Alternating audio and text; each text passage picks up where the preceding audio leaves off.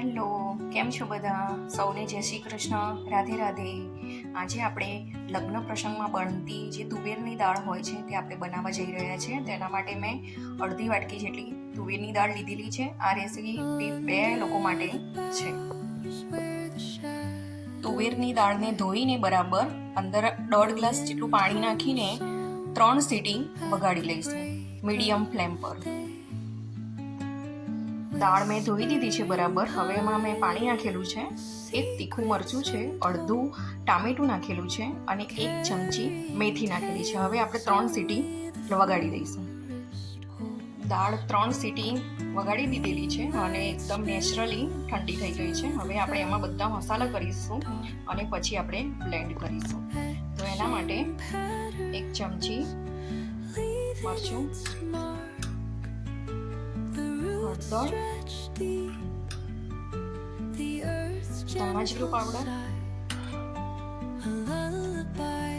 અને ટેસ્ટ મુજબ મીઠું અને ગોળ, આ બધું નાખીને આપણે એકવાર બ્લેન્ડ કરી લઈશું.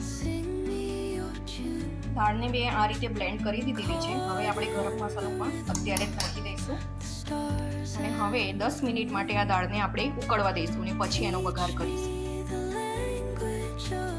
હવે આપણે ટેસ્ટ લાવવા માટે એમાં આંબલી નાખીશું અને સિંગદાણા નાખીશું અને 10 થી 12 મિનિટ માટે સ્લો ગેસ પર થવા દઈશું.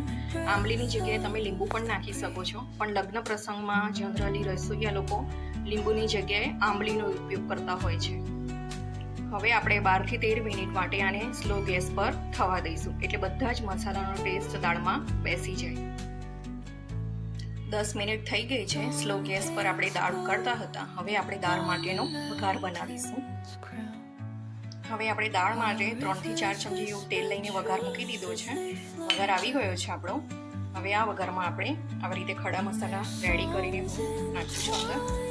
ખડા મસાલા જો સતળી જાય પછી આપણે અડધું ટામેટું સાંતળવાનું છે.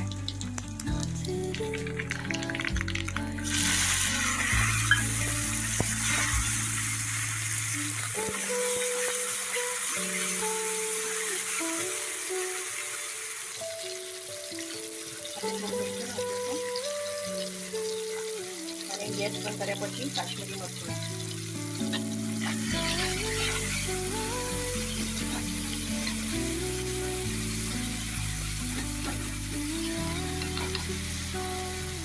ગેસ બંધ કરીને કાશ્મીરી મરચું હવે આ વઘાર આપણે દાળમાં નાખીશું.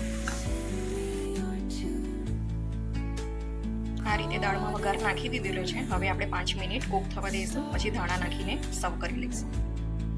લગ્ન પ્રસંગમાં બનતી હોય તેવી ખાટી મીઠી દાળ રેડી થઈ ગઈ છે, જે મેં ભાત સાથે સર્વ કરી દીધી છે. જો તમને મારો આ વિડીયો ગમ્યો હોય તો મારી ચેનલને લાઈક કરજો, શેર કરજો અને સબસ્ક્રાઈબ કરજો. હવે મારો નેક્સ્ટ વિડીયો કોપરા પાકનો હશે. જેમને મારી ચેનલ સબસ્ક્રાઈબ કરેલી છે તેમને નોટિફિકેશનમાં સૌથી પહેલાં વિડીયો જોવા મળી જશે. ચલો તો પછી મળીએ ત્યારે નેક્સ્ટ વિડીયોમાં. જય શ્રી કૃષ્ણ, રાધે રાધે.